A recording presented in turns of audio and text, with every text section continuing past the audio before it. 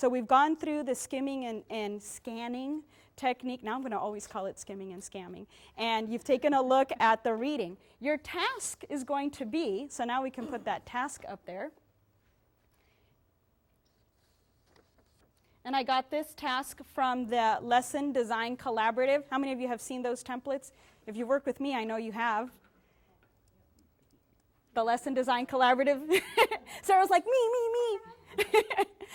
It's the tasks that help us write prompts. So this is seeming like something we might want to bring back, Annette, to our next training. Yeah, it's a website that helps us writing prompts that are aligned to the Common Core standards. And they just released their next version of these. And they are aligned to all the reading standards, the writing standards, and then each type of writing, whether it's argumentative, informational, or literary analysis. What is that? So it's coming from the Lesson Design Collaborative. You can write that down. We'll put the template up on my big campus. And it comes with instructions on how to use it. You keep saying that like we have a clue how to even get there and look. To my big campus, I think that's something that's going to be reviewed later. Yes. And I'm sorry, this is part of me not being up to date. Lesson Design Collaborative. Or is it Literacy Design Collaborative? Ouch. I think it's literacy. Literacy? Ruth? Is LDC Lesson Design Collaborative or Literacy Design Collaborative? Literacy Design Collaborative. Okay, so this is a source for like Common Core. This is a source that shows you how to write prompts for writing that are aligned to Common Core standards and also are aligned to depending what level of Bloom's taxonomy you're hoping to reach. Yes? Yeah.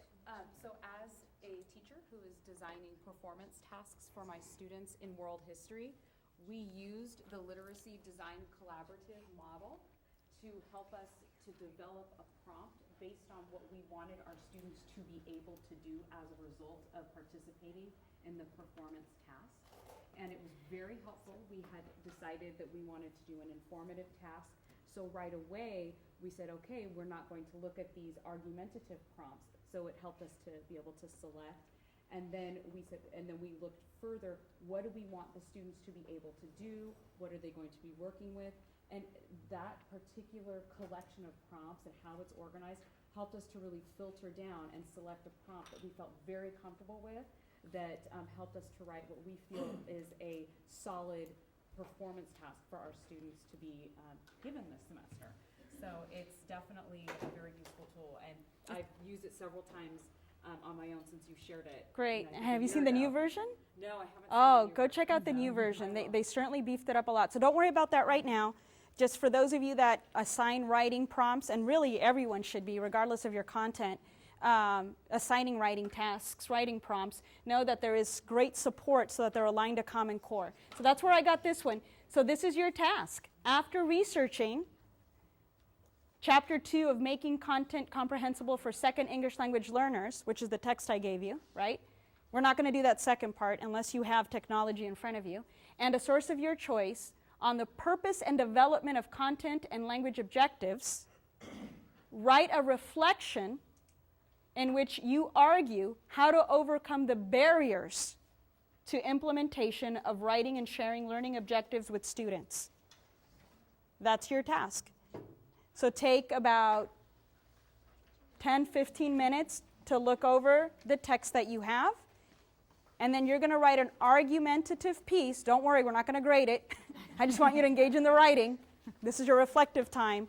Write an argument on how to overcome barriers to implementing this important part of your teaching, which is having content and language objectives for your students. So that's your task.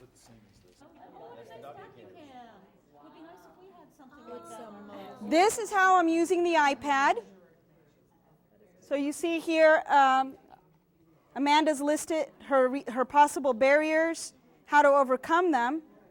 And then she could go, I'm not going to pick on her because she did such a great job with her outline. She could then write a reflective about this.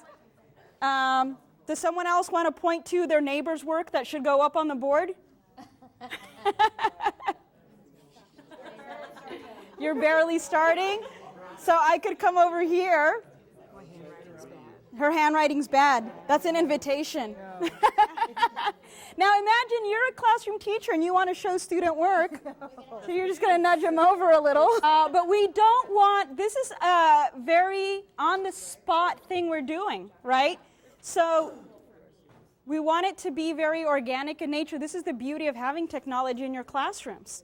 So we're not waiting for kids to type things up and make them perfect and beautiful, but it's a way to honor the work that's being done. And right away, I'm sure as many of you saw Amanda's wonderful bulleted work, you're like, oh, I better get going with something like that. Now I have a model that I can follow. Or you've seen that Lisa's already has an entire reflection written down, and you're thinking, okay, I got to get my pacing going a little bit more here. So that's the nice thing about, and I need to learn how to turn this off so it's not making everyone dizzy. There we go.